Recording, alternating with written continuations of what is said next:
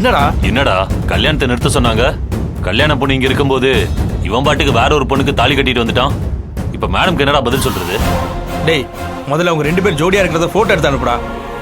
Madam என்ன சொல்றாங்களோ அதை நம்ம பண்ணுவோம். சரிடா.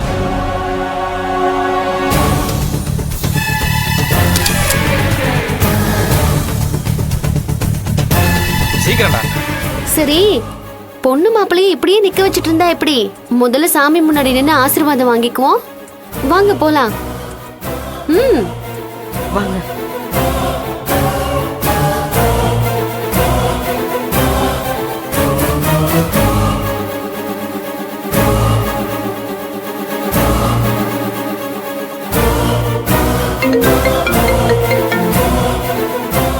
மேடம், உங்க போனுக்கு ஒரு போட்டோ அனுப்பியிருக்கேன். நீங்க அதை பாருங்க மேடம். ஏன், என்னாச்சு? இல்ல மேடம், கல்யாணம் நடந்துருச்சு. ஆனா நீங்க சொன்ன பொண்ணோட இல்ல. நீங்க எதுக்கு ஒரு வாட்டி போட்டோவை பாருங்க.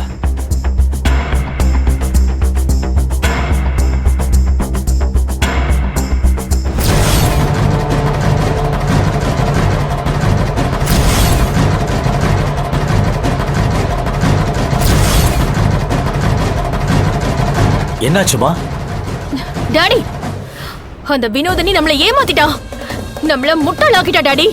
என்ன சொல்ற நீ? மேகலைக்கு கல்யாணம் பண்ணி வைக்கிற மாதிரி செட்டப் பண்ணிட்டு இவன் வாசுவ கல்யாணம் பண்ணிக்கிட்டா.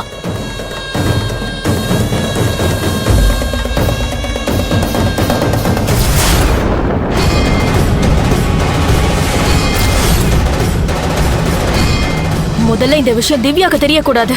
திவ்யாவை பொறுத்த வரைக்கும் மேகலைக்கும் வாசுவுக்கும் கல்யாணம் நடந்ததாவே இருக்கட்டும். அப்படி அவன் நினைச்சாதான் திவ்யாவை நம்ம பக்கம் கூட்டிட்டு வர முடியும். அதுக்கு முன்னாடி இவங்களை கோர்ட்டுக்கு வரவிடாம நம்ம பண்ணணும். டாடி, போனை கொடுங்க. டேய், என்ன பண்ணுவீங்களோ எனக்கு தெரியாது. அங்கிருந்து யாருமே உயிரோட கோர்ட்டுக்கு வரக்கூடாது. மேடம், போக கூடாதுன்னு சொல்லிட்டீங்கல்ல. உள்ள இருக்கிறவங்களோட கதையை முடிச்சுட்டு நான் உங்களுக்கு கால் பண்றேன் மேடம். வினோதினி, என்ன ஜெயிச்சுட்டதா நினைக்காத. இனி உனக்கு அழிவுதாண்டி.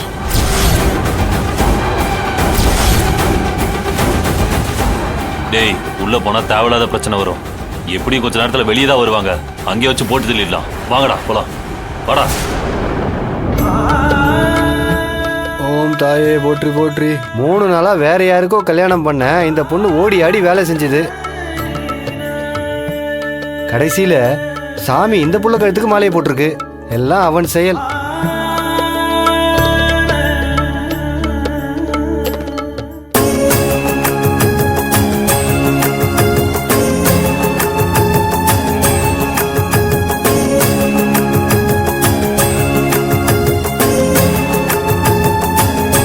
நான் பண்ணது சரியா தப்பான்னு எனக்கு தெரியாது. ஆனா அந்த நிமிஷம் என் மனசு இத பண்றது சரின்னு சொல்லுச்சு. அதான் நான் பண்ணேன்.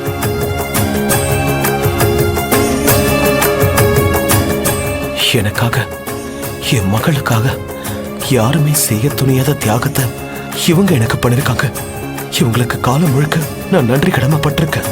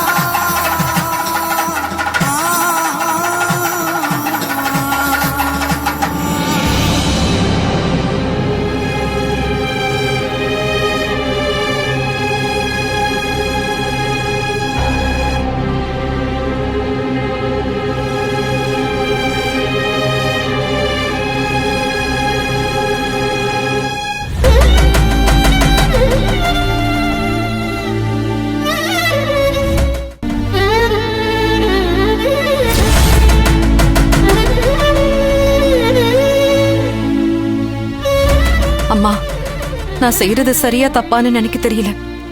ஆனா எனக்கு வேற வழி தெரியல. இதே சன்னதியில வச்சுதான் ஒரு அம்மா எனக்கு அருள் வாக்கு சொன்னாங்க, நீ சுமங்கலியா தான் போவேன்னு. உன் முன்னாடி வேண்டிக்கிட்ட நீயும் எனக்கு அதே தான் சொன்ன. அப்ப அதுக்கு என்ன அர்த்தம்? என் கழுத்துல தாலி இருக்கணும், அவர் எங்கேயோ உயிரோட இருக்காரு, அதுதானே அதுக்கு அர்த்தம். அதே நம்பிக்கை என் மனசுக்குள்ளயும் இருக்கு. எங்கேயோ ஒரு மூலையில அவர் உயிரோட தான் இருக்காரு, என்கிட்ட வந்து சேருவாரு. நானும் சுமங்கலியா போயிட மாட்டேன். நானு எல்லா பொண்ணுங்களுக்கும் இருக்கிற மாதிரி எண்ணம் எனக்கும் இருக்கு.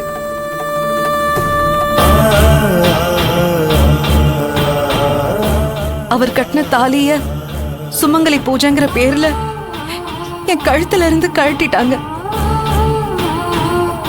அதனால இப்ப கூட இந்த தாலிய அவர் கட்டின தாலியா அவரே எனக்கு கட்டுறதா நினைச்சு நான் என் கழுத்துல கட்டிக்க போறேன்.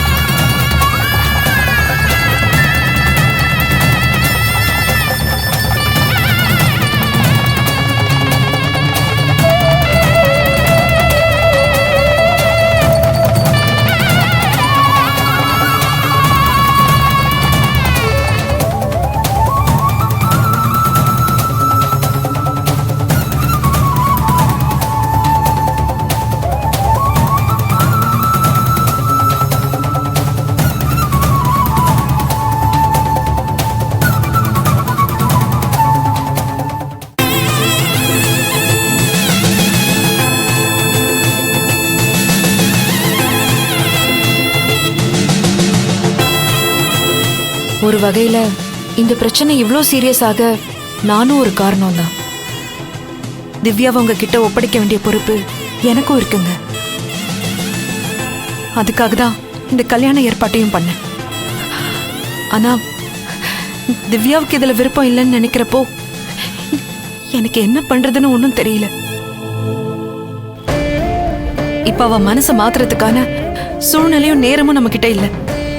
பிரச்சனையை சரி பண்றதுக்கு இதை தவிர வேற வழி எனக்கு தெரியலங்க. திவ்யாவை ஏமாத்துறதுக்கும் எனக்கு மனசு வரல. அதே சமயம் என்னையும் நான் ஏமாத்திக்க விரும்பல. அதான் நான் இப்படி ஒரு முடிவு எடுத்தேன்.